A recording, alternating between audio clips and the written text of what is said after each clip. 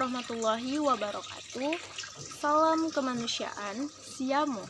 Perkenalkan, nama saya Zahra Mutiara dari Program Studi Pendidikan Guru Madrasah Ibtidaiyah Fakultas Ilmu Tarbiyah dan Keguruan Universitas Islam Negeri Sumatera Utara Medan.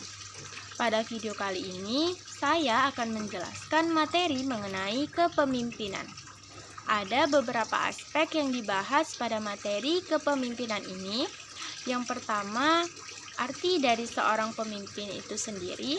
Yang kedua, proses komunikasi. Dan yang ketiga, kerjasama. Kapan seseorang disebut sebagai pemimpin?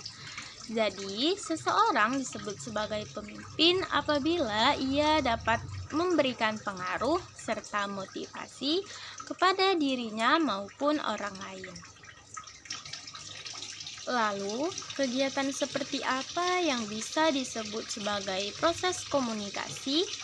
Jadi, kegiatan yang bisa disebut sebagai proses komunikasi ialah ketika terjadinya proses diskusi, berbicara, serta berhadapan langsung untuk memberikan sesuatu informasi atau saling bertukar informasi dengan orang lain.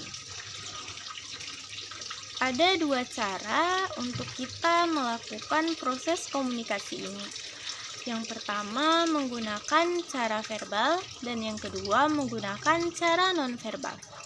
Untuk cara verbal, dalam proses komunikasi kita menggunakan bahasa lisan maupun tulisan. Nah, untuk menggunakan nonverbal itu kita menggunakan bahasa tubuh, bahasa isyarat maupun ekspresi wajah. Adapun faktor pendorong dari proses komunikasi ini, yang pertama, kita harus mengenali diri kita terlebih dahulu. Nah, yang kedua, kita harus mengenali orang lain yang ingin kita ajak berdiskusi atau berbicara. Nah, yang ketiga, kita harus mampu mendengarkan gagasan dari orang lain.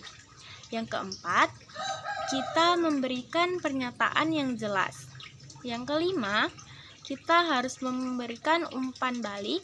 Dan yang terakhir, kita harus mampu menerima gagasan yang disampaikan oleh orang lain.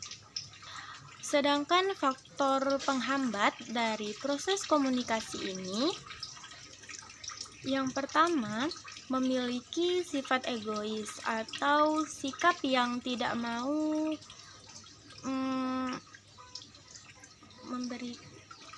memikirkan orang lain.